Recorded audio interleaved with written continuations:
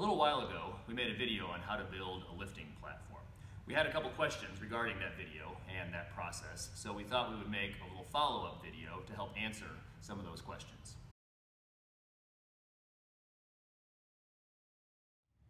Question number one, did we polyurethane our platforms? The answer is yes, we did. If you're going to be lifting on a platform over time, you're going to have blood, sweat, tears, urine, all that on a platform, and you don't want it soaking in. Now, granted, if it's your platform, you're the only one using it, it's your DNA, it's your business. But we got a lot of people using our platforms. We want to be able to clean them easily and not have that stuff soaking into the platform, especially an issue because we're using MDF. So we polyurethaned them, but if you're polyurethaning MDF and that's all you apply to it, it can get a little bit slick. We have some experience with this. So what we did instead, and the credit for this goes to Barb because she's the one who put in all the work here, is she applied one layer of polyurethane followed by a layer of polyurethane with sand mixed in, followed on top of that by another layer of polyurethane. So 3 layers total, one layer of poly with sand mixed in, and then another layer of poly on top of that. The ratio of sand, now bear in mind we did a lot of platforms, so we had a lot of polyurethane and sand, and it was arts and crafts sand, pretty finely grained sand. But the ratio is about a 1/2 cup to 3/4 of a cup of sand to 1 gallon of polyurethane. Now you can do the math on that to get it down to the amount of polyurethane and sand that you actually need, but that's about the ratio that she used. And the result is fantastic. It's very nice and grippy. It's really everything that we could have hoped for. Here's a closer look at polyurethane with sand mixed in. That's the near platform, the one right here, and polyurethane without sand mixed in. That's the one over here with the TSC symbol on it. You can see that the far one just looks slicker. Even on video on the close platform, the near platform, you can see some of the texture there that the sand contributed to. Now, a note on mixing that sand in. When you mix it in, you want to use it right away. You want to apply it with a roller, but you want to apply it right away because that sand will start to settle almost immediately. Question number 2, what's the big deal with the 42-inch width of the wooden portion of the platform itself, as opposed to the 48-inch? Now, some of this we addressed in the original video. By going to 42 inches instead of 48 inches, you save yourself 3 inches of wood on each side, which means there's less of a chance of the plates hitting the edge, chipping it over time.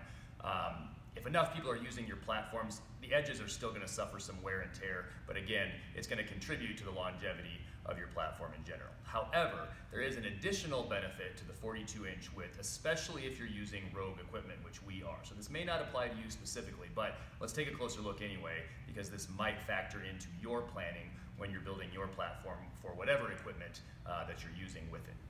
42 inches happens to be the width between the foot plates of the R series or the Infinity series of racks from Rogue Fitness, which is what we have, and they're popular, so perhaps you have one as well. If you look at their website, it's going to state 43 inches as the width. However, that 43 inches is measured from the inside of this upright to the inside of that upright. Specifically, it's upright to upright. Let's take a closer look at the foot plates. If we zoom in and take a look at the far upright of this rack, and you have to forgive my camera work here, you'll note that back there is a gap between where the upright ends and where the foot plate actually ends over there. And that gap is about a 1/2 inch. So if you have a 1/2 inch gap on each side, that goes from a total width of 43 inches down to a total width of 42 inches. So if you allow your platform to only be 42 inches, that means you can anchor your platform, you can anchor your rack directly down into the ground, down into the concrete. That's not a difficult process, and you get a very stable, very secure rack as a result. I would highly recommend that you anchor your rack down into the concrete floor whenever possible. And last but not least, question number 3. How does this platform assembly process apply when all you really need is a deadlift platform? Let's take a look at that. Your typical 8x8 lifting platform, and you can see a bunch of them right here, is not very difficult to assemble, as we showed you in the previous video. That being said, your typical deadlifting platform, which is only 4 feet by 8 feet, like these right here, and this one off here in the distance, is even easier to make. So let's take a look at this one right here and talk about how you would make your regular 4-foot by 8-foot deadlift platform. You're still going to use the same materials, the same wood, the same rubber, the same screws for a deadlift platform that you would use for an 8x8 lifting platform. So you can use the previous video as a reference. You just need less of it. So let's take a look at the first layer. Down here you've got a 4x8 sheet of 3/4 inch thick, technically 23/32 OSB. So that 4x8 sheet is going to run width-wise, 8 feet wide here, okay? Second layer, right on top of that one, is the same exact sheet, just another 3/4 inch thick sheet of 4x8 OSB. On top of that, your lifting surface right here is going to be that MDF that you're going to have them cut it down to 42 inches. You're also going to have them cut it down. You don't want an 8-foot sheet this time. You only want 4 feet. So you're going to have them cut it down to 4 feet as well at Home Depot or Lowe's or wherever you're picking this up. Everything gets screwed together. Then you're going to attach the rubber.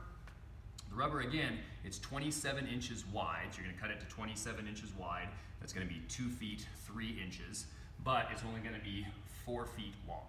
After that, you're screwing everything together and you're done. It's that easy.